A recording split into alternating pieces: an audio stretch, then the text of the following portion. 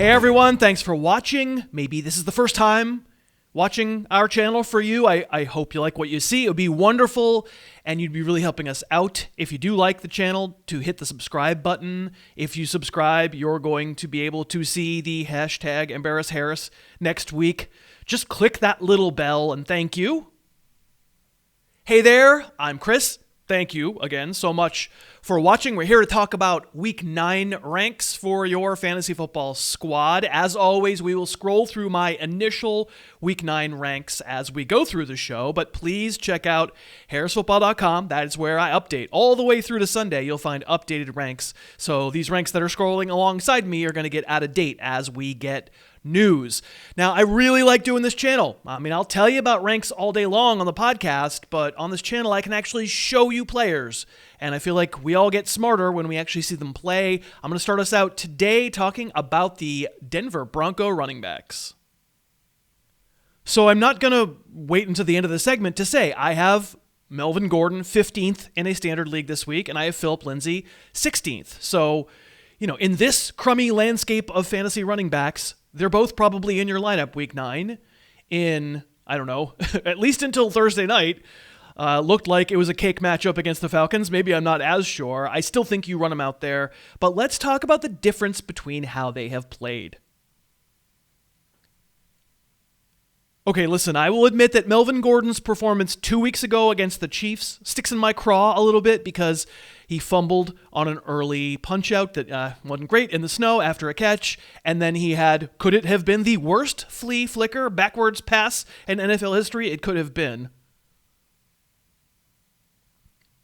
And meanwhile, in that same game, before he got concussed, Lindsay just made plays. We're going to dig further into what he does well as we start looking at Week 8. And yes, okay, as we're showing you these runs, he's got some lanes here, but the kid can really cut back. He's a really tough runner for his size. This performance really made me realize, if he's healthy, time to start considering these two Denver running backs in the same fantasy football neighborhood each week. Okay, fast forward a week. Lindsay was able to play against the Chargers, recovering from his concussion, and I want to spend time with this play because this is a special run by Phillip Lindsay. It goes for a 55-yard touchdown, yes, and that looks amazing in the box score, yes, and we love it.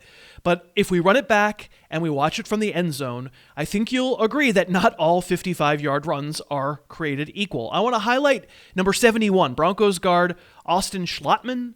This is a trap play. He's going to pull, and he's supposed to wham a linebacker and create an opening, and watch what happens. Whoops. Nobody blocked. He made a mistake. He tried to block a dude who was already accounted for, which means standing there in the hole waiting to meet Phillip Lindsay is number 56, first-round pick, Chargers linebacker Kenneth Murray, and watch what Lindsay does. Not only does he see it, but he does something about it. He jump cuts, and he doesn't lose speed. One hole over, and Schlottman realizes his mistake and belatedly makes the block, and Lindsay is gone. And that is just a sequence of things that most running backs cannot do. Now, I do not dislike Melvin Gordon. I have made a career out of not disliking Melvin Gordon, and this isn't the same play. But I want to run this play back, and I want to freeze it from the end zone. Right at the moment that Gordon puts his left foot in the ground, I think most running backs, they would see that cutting back to the right, that's where the play wants to go, no question. And he's got 3 potential tacklers accounted for by 3 blockers. He's going to need a little luck to break this, right? No question. This could be a big play. And he just doesn't cut hard enough. Compare that cut that doesn't really let him escape the nose tackle, gets an arm on him, slows him down, everybody else compare that to what we saw with Lindsay. 5-yard gain, I don't know. Agility-wise, they are on different levels. And that's okay because I think a lot of the time Lindsay probably can't do something like this. This is in the 2-minute drive at the end of the game, and they're trying to win it, and this is a bowling 10-yard run, and it did help win it. It's a good run by Melvin Gordon. And that's to say nothing of this catch at the very end to convert a crucial third down. It's a great catch. Super heads-up play to extend the ball by Melly. 6 catches for him in that game compared to 1 for Lindsay. But if you're looking for a reason Phillip Lindsay is not going away, elite vision, elite change of direction to get to the place where he can dart through traffic. Tough little guy. Injuries always possible with a 190-pound running back. But if you ask me right now which running back I think is better, I like them both.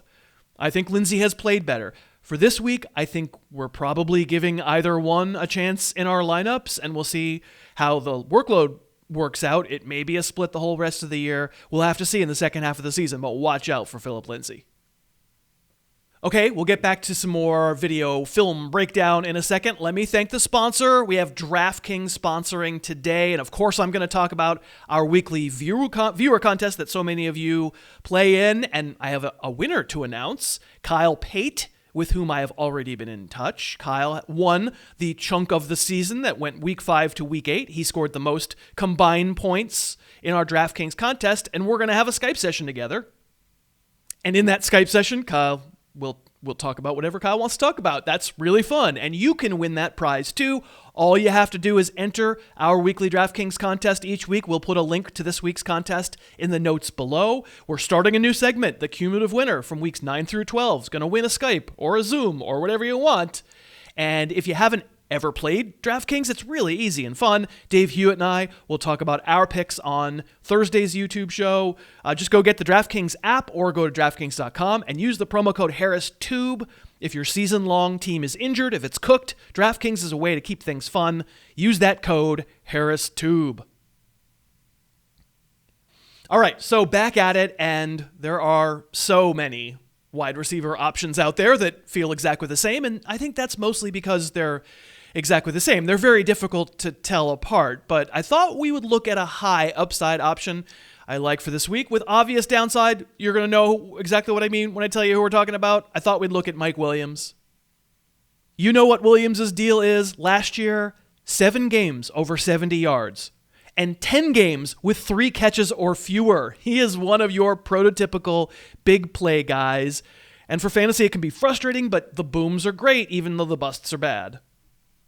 So let's look at a couple of plays from that same game. This Williams is split wide left, and it's cover 2. It's an end of the half situation, so we're getting some conservative defense from Denver. They're going to bring 5 and play guys back as well. I think the thing I want to emphasize is Justin Herbert is not afraid. That dude just rears back under extreme heat and throws a back shoulder throw about 40 yards downfield in the air and also off to the side, all the way across the field. Knowing it has to be back shoulder because it's cover 2, so there's a safety coming over, it's done perfectly. It's almost a touchdown. Then after halftime, just outside the red zone, this is Herbert making a strong read and a perfect throw. Broncos give a cover 2 look at the snap. They have disguised it. It actually turns out to be single high safety, and the safety can't get over in time. Take your shot, and then we'll show you. I mean, Mike Williams has skills. Every week it seems like he makes a play where you go, wow. Here it's a one-handed catch. Sometimes he's jumping over a defender. He's a truly good athlete. The fact is, Herbert wants to push the ball down the field, and that's been a little bit frustrating because he's gone to a whole bunch of different guys down the field. But I think when it all comes out in the wash, I'm going to expect Mike Williams to benefit from that tendency more than anyone else, given what we're seeing here of his skills. So I have Williams number 29 among receivers this week. It's not that high, right? He certainly is part of the infinite sadness at wideout. He's got a bad floor. 2 weeks ago, he had 1 catch for 4 yards, right? He does. So you need to know what you're getting into. But his combining with Herbert, it gives him big-time upside. If your lineup needs upside in week 9, I would get Mike Williams in there. Okay, let's go through a few more things that I saw on film this past week. I don't think I'm going to blow anybody's mind saying that I'm not that into Wayne Gallman himself as a fantasy option. But there's a play Monday night that I've talked about on the podcast. I think it can help you when you're watching games. So this is it. It's a 17-yard gain. It's coming against a good Tampa run defense, and we're not saying no to 17 yards, right? But let's turn it back and let's watch it from the end zone view. First of all, I think you'll see an example of someone who slows down when he cuts, and he gets through. It's a good job. We're not going to, it's okay. And if we freeze it when he breaks into the clear, there's Antoine Winfield, the safety.